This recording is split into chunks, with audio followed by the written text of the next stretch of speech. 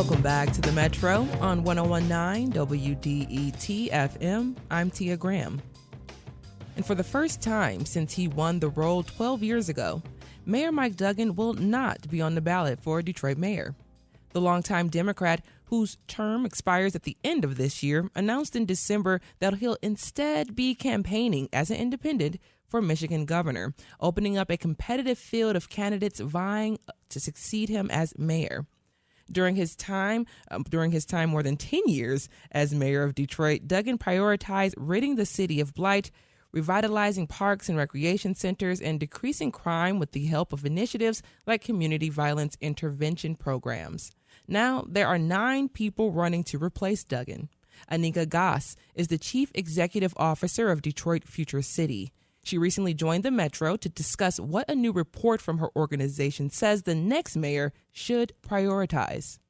So, Anika, not everyone understands this point, so I want to draw it out with you a little if we could. When the federal government spends a lot of money, they typically divert that spending to cities. This was true, for example, with the American Rescue Plan Act, which has given Detroit over, $820 million. Before we get into the details of your plan, Anika, I want to know, are you concerned about Detroit running out of these dollars? Well, yeah, absolutely. It's not just the ARPA dollars that will come to an end. It's also all of the protections that we had as a result of the receivership. And so the next mayor will have the challenge of trying to do more with less money, and in a precarious economic environment, which is always challenging for Detroit. When the nation is in challenging economic times, Detroit tends to feel it the hardest. That's right. So yeah, it's very concerning. So the next mayor will have the challenge of really having to focus on tough issues very quickly. In November, the city had spent just over half of that money. As briefly as you can, where should the rest of that money be directed? Well, I think even though they've only spent half of the money, I think the money is pretty much procured. I don't think that there's like I think they've already decided where the rest of that money is going to go. Sure. But I do think that in the future and what's happening with the remaining funds should be leading us to create a pathway to a middle-class future for Detroiters. And that's the segue to your report, actually. Let's go there. And I'm sorry to jump in, but I do want to zoom in on that because it's central to this report. You suggest that Detroit needs to grow its middle class. And that makes sense. I want to think about some of the numbers. Just roughly a quarter of Detroit's households, about 26%, are middle class. And that's compared to 39% in the region. To get to middle class, home incomes need to be at least $62,000. So first, let's start with the big picture. What can the city do to create more middle class neighborhoods? Yeah, so middle-class households at between 62 and 155,000, and then living in a middle-class neighborhood, and that would mean that there are neighborhoods where 50% or more of the population is falling into that middle-class category. So in order to grow, because there's only 12 middle-class neighborhoods in Detroit right now. And so in order to grow, out of 220 census tracts in Detroit, only 12 of them are considered middle class. So that would require increasing and creating pathways and opportunities for increasing wealth. Also, increasing the opportunities to actually grow small business and entrepreneurship for Detroiters. And so some of it you also have to think about, even if we do those things, even if we grow wealth for Detroiters, how can we make sure that we are creating opportunities for them to stay in Detroit? Because that is really the critical issue. Right. And what we're seeing year over year is that we're tending to lose middle-class households, and particularly Black middle-class households. Once you have options of where you want to live all over the city, then you're taking that option of moving outside of Detroit. So what are some of the things you think then will make these neighborhoods more attractive, more appealing, so that when folks reach that certain income bracket, they're not looking elsewhere? Well, for one, I think really thinking about middle class or diverse housing choices. I feel like we often want to really concentrate and focus on low-income affordable housing, which is really, really important. We can't build a city unless we can meet the housing needs of all Detroiters, including low-income and affordable housing. But we also have to have middle housing, and that's the housing that sort of fits into between the high-income housing that we're seeing in a lot of the targeted neighborhoods right now, where housing ends up being $250,000 and up, where we're seeing home ownership really grow in that $100,000 to $200,000. So price range. The more housing we can concentrate, where you have one neighborhood that meets multiple housing choices, that is one pathway. Other things like parks and amenities, and even the tough issue of making sure that we have schools that are meeting the needs of all household incomes. So high-performing schools that are meeting the needs of Detroit families, so that you don't have to leave the city if you want your child to go to a quality school.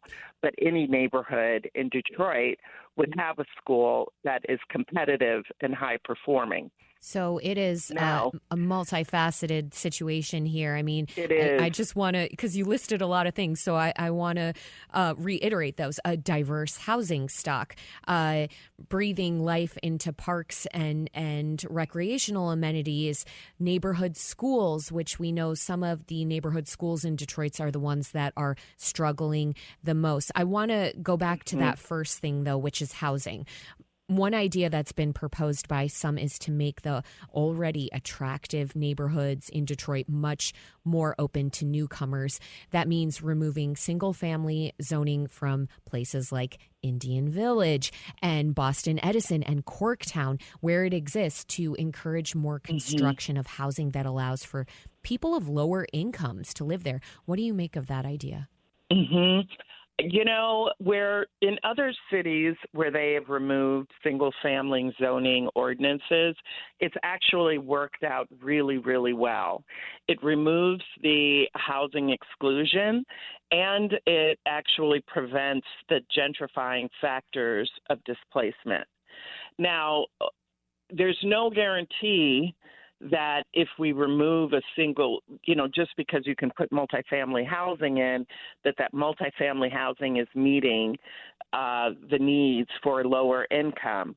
But it's certainly good planning to think about opportunities where you can actually intentionally create diverse housing choices for families. And it's a proven method.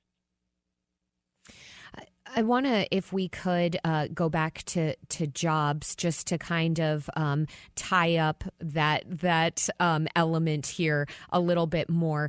What do you think that this city should be doing to attract more high-paying jobs? Because in order to get that housing, to obtain that housing, we need to make sure that folks are making enough money to invest in that housing. Right. I think I think it's more than just the one shot of attracting businesses, right, or new business investment. We also have to think about business attraction and increasing higher wages is directly related to education attainment. We are only at 17% of education attainment, which means that only 17% of Detroiters have at least a 2-year associate's degree. And even if you were in some sort of training or trade program, we're still falling behind where we should be. And what that ends up doing is putting Detroit talent in a position where when businesses come to invest in Detroit, they're looking at Detroiters as low-wage talent. And we need to be able to move away from that, right? But you can't do that if you're only focused on the business investment side and not looking at how we can actually make sure that Detroiters are competitive and prepared for a diverse array of job roles and higher wages when they come to Detroit. This is the Metro. The other part of that, I'm just going to let folks know who they're listening to, which is Anika Goss, and she's the CEO of Detroit Future City. And we are talking about a report on that issue, Detroit's future, and what it means to grow the middle class. Please finish your thought, and then I want to move us to the question of schools. Yeah, I think, we've seen in other cities that in order to really stay at the front of higher wage, middle wage jobs, which are also jobs that don't require a degree, as well as education attainment jobs, is also staying at the front of the future of work. So thinking about alternative energy jobs, tech jobs, STEM jobs in the healthcare industry. These are all advanced, thinking about advanced manufacturing. These are all jobs that pay higher, that may or may not require a degree, but the wages are coming in higher. So really thinking about a strategy that focuses on those industries as well. One thing you said is the idea of investing in businesses versus investing in education. And I think some critics of Mayor Duggan would say that he's been more focused and put more investments into the latter, into business, whereas with education, he's been quite hands-off. And we know Detroit Public Schools Community District has its own school board and superintendent. Yep. So perhaps that is why the mayor is more hands-off. But what do you think? How do we change things in terms of strengthening schools, back to that idea of building out neighborhood schools, the schools that parents are not necessarily choosing to send their kids to unless it is a place of great convenience. Let's say they don't have transportation, so they're sending their kids to the neighborhood school versus one of the other schools in Detroit that has a better reputation, a magnet school. Yeah. Well, that is one of the challenges, that the mayor is not in control of the schools, right? But the next mayor of Detroit has to become the best friend of all of the schools that are in Detroit. So the DPSCD, the charters that are here, the private schools, to be able to offer the highest quality and most competitive and high-performing schools to Detroit families. Anika, I want to jump in to just say that would be such a contrast to Mayor Duggan, to have a mayor that is, quote unquote, the best friend of Detroit schools. That would really be a change from what we have right now. Yeah, but I think it's a necessary change, and I mean that's the point of having a new mayor. We've come such a long way under the Duggan administration, and they have done some really remarkable things. The next phase of that is to really focus on Detroiters and Detroit neighborhoods fully. And in doing that, we have to think about our education system. In the last minute that we have here, and this is not something that I want to squish, so I apologize for that because this is one of the most important things, climate resilient infrastructure. Tell us why it is important in the last minute we have. Well, I think it's fairly obvious. The flooding that we're seeing that happens to our neighborhoods, why would you want to stay in a neighborhood in a part of the city that floods every summer? And then in addition to that, the challenges that we have around blackouts and energy inefficiency and heat islands because of our lack of trees. This has to be a real focus for the next mayor in order to create middle-class neighborhoods, working in partnership with the state and with GLEWA, the Great Lakes Authority that actually manages a significant part of our water system. All of that is a system that we have to really push hard for, continue to push hard for, because I know the Duggan administration has been trying to advance a lot of that. That has to be really clear that every neighborhood has to be resilient to the impacts of climate change that create the kind of damage that we're seeing currently. That was Robin Vincent speaking with Detroit Future City CEO Anika Goss about what issues Detroit's next mayor should prioritize most.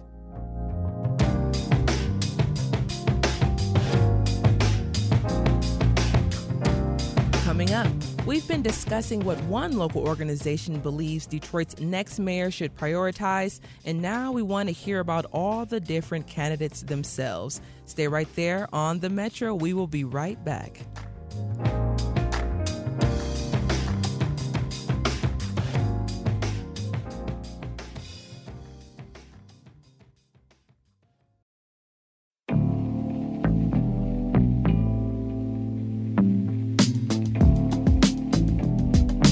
Welcome back to the Metro on WDET. I'm Robin Vincent. As we've been discussing, for the first time since he won the role 12 years ago, Mayor Mike Duggan will not be on the ballot for Detroit mayor. Now there are 9 people running for mayor in the city of Detroit. That includes names like former police chief James Craig, city council member Fred Durhal, city council president Mary Sheffield, former nonprofit CEO Saunteel Jenkins, and attorney Todd Perkins. There are a number of accomplishments that Mayor Duggan holds to his name. And in addition to things he didn't do well, there are many things left undone. What are the issues that candidates are running on right now? And what's their strategy for winning over residents? To discuss these things, we have Malachi Barrett here. He's a reporter for Bridge Detroit, and he's been covering the race. Malachi, welcome back to the Metro. So great to be here. So there are 9 candidates running for city council. As I mentioned, a few are on city council or have been. There are 9 candidates running for mayor, and a few are on city council or have been before.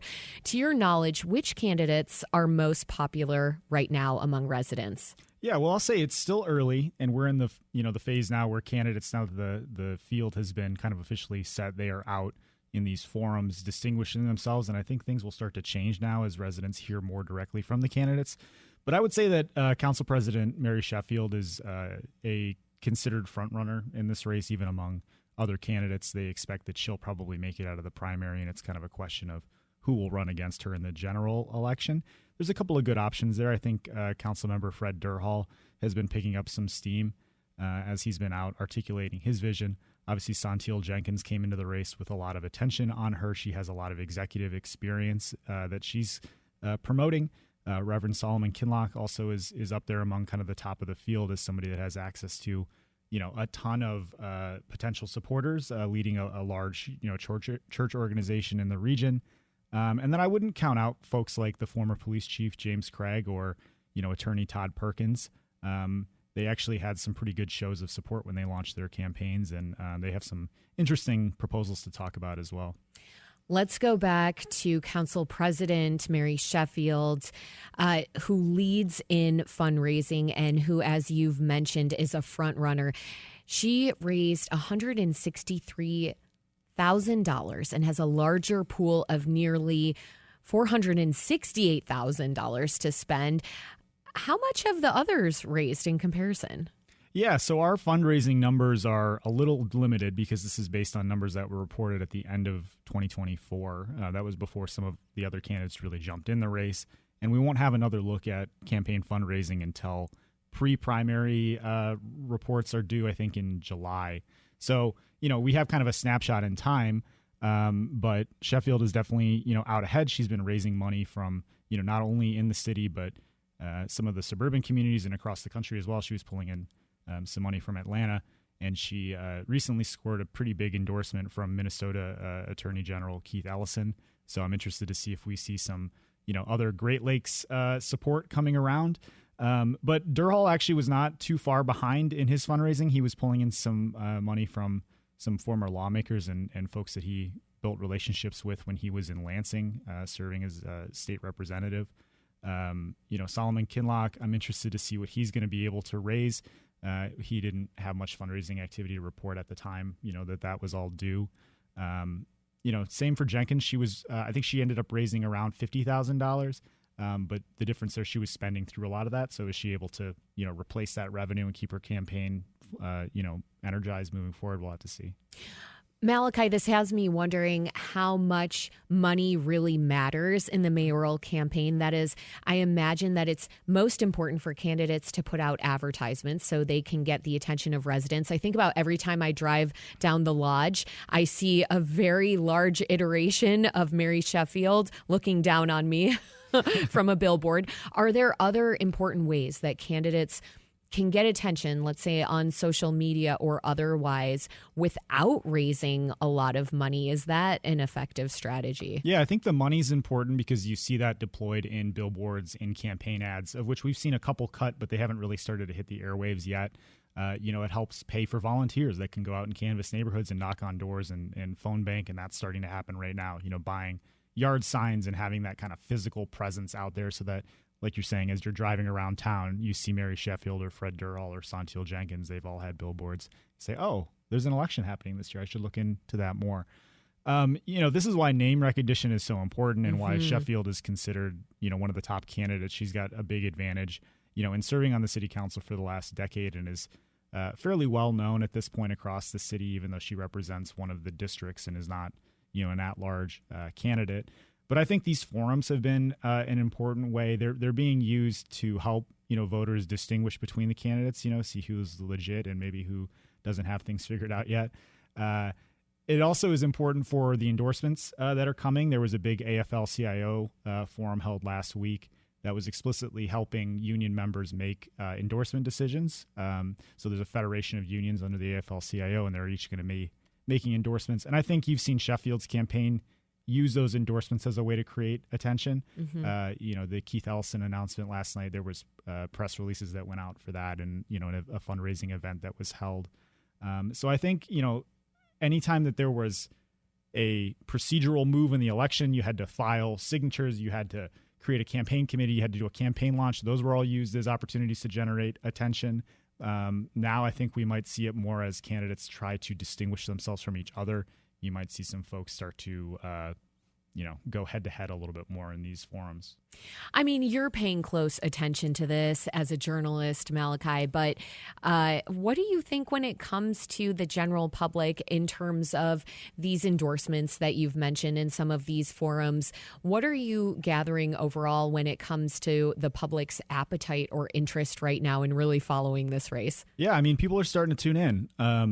The weather's starting to change, so there's more distractions as well. You think of the summertime, people kind of tune out for Memorial Day and Labor Day and, they go to the lake or they hang out at home and work on their gardens, and then they start to tune back in, and, closer to the election. But I've heard a lot of interest from voters, who are following our coverage. I think the number of candidates kind of necessitates a little bit more work on the part of voters. to understand who's in the race and what they're all about. But residents who have talked to me say that they really recognize the importance of this election. As you said at the top, this is the first time Mike Duggan will not be running for re-election in 12 years. And people have framed this as like a generational decision and something that, people have harkened back to like Coleman Young's first campaign.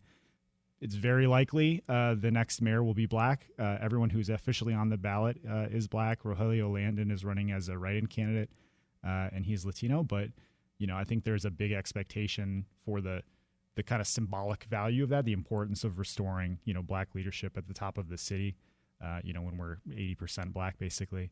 I think folks are starting to get tuned in. They definitely recognize the importance of the election, and they recognize that we have a long way to go still in making Detroit a more, livable, equitable city. Right. And that next mayor can either build on some of the momentum we've been seeing, or as we've said here on the Metro, they can drive things into the ditch. This is the Metro on WDET. I'm Robin Vincent. We're talking about Detroit's mayoral race. Our guest is Bridge Detroit reporter Malachi Barrett. We also want to hear from you in this conversation. What questions do you have about Detroit's mayoral race? You can give us a call at 313-577-1019.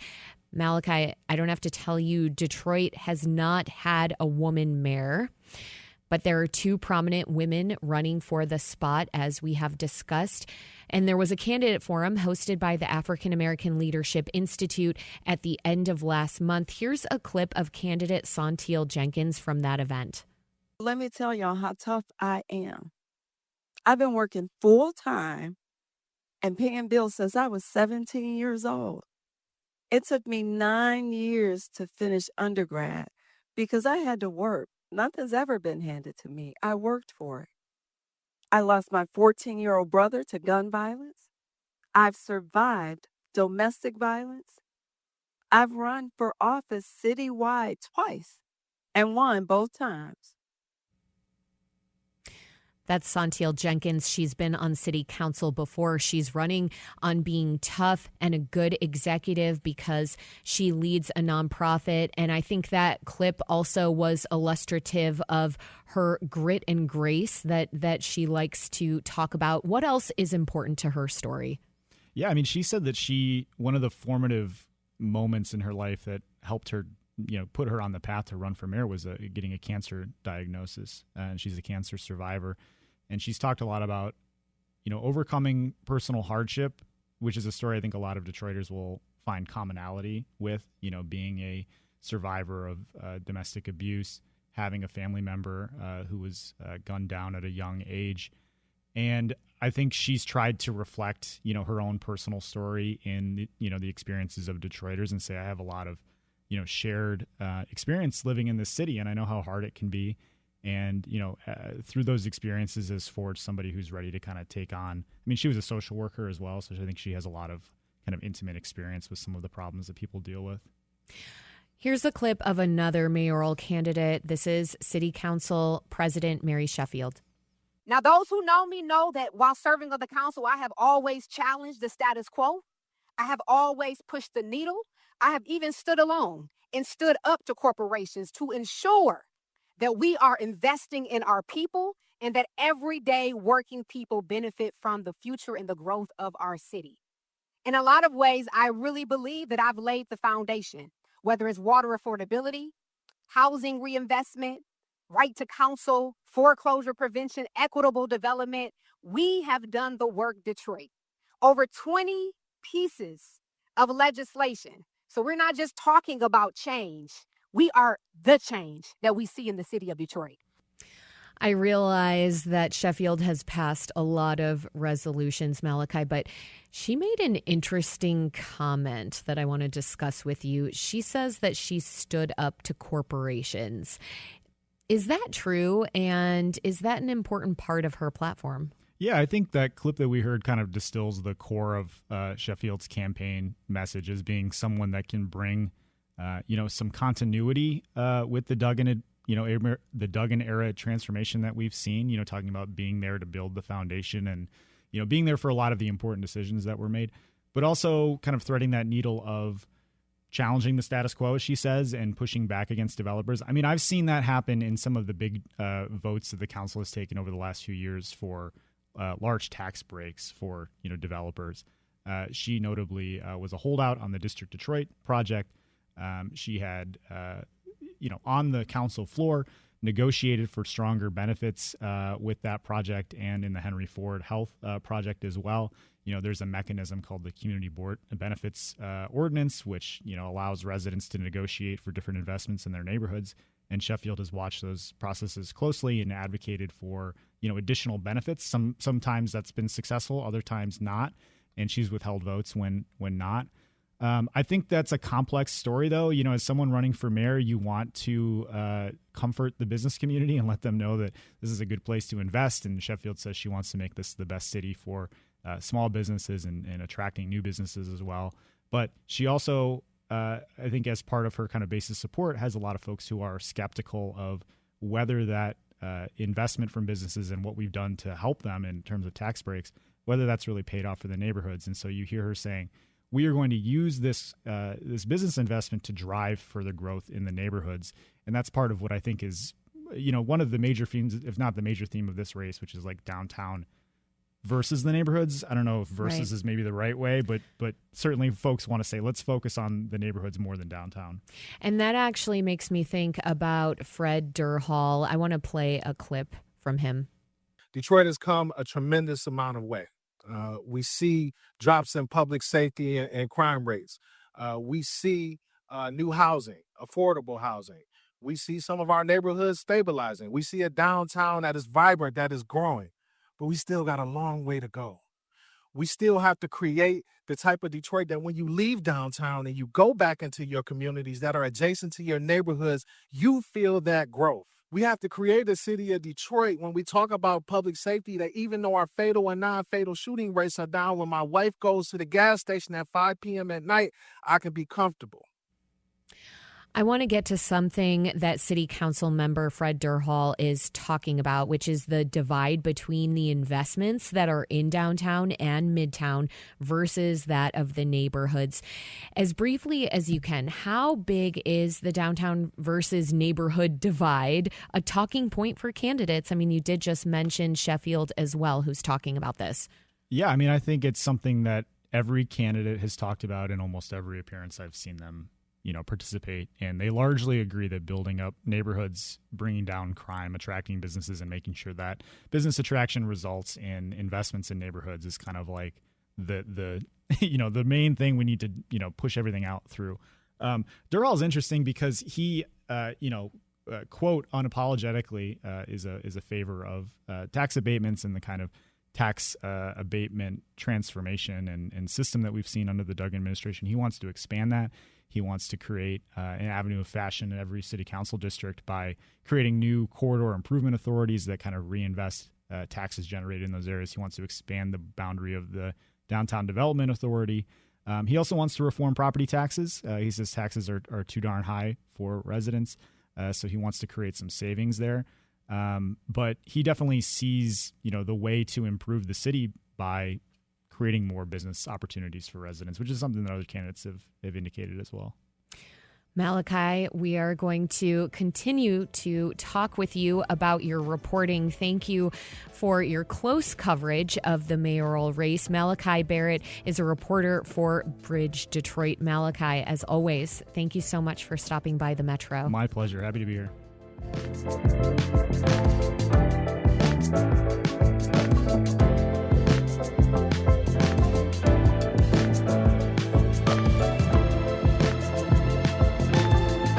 Metro is hosted by Robin Vincent and Tia Graham. The show is produced by Sam Corey, Kerry Jr. II, and Jack Philbrand. Our senior producer is David Lyons. Our engineer is Nate Bender. Music and creative audio production by Sam Bobian. The Metro is a production of WDET, a listener-supported service of Wayne State University. This is 1019 WDET-FM, Detroit Public Radio, your connection to news, music, and conversation.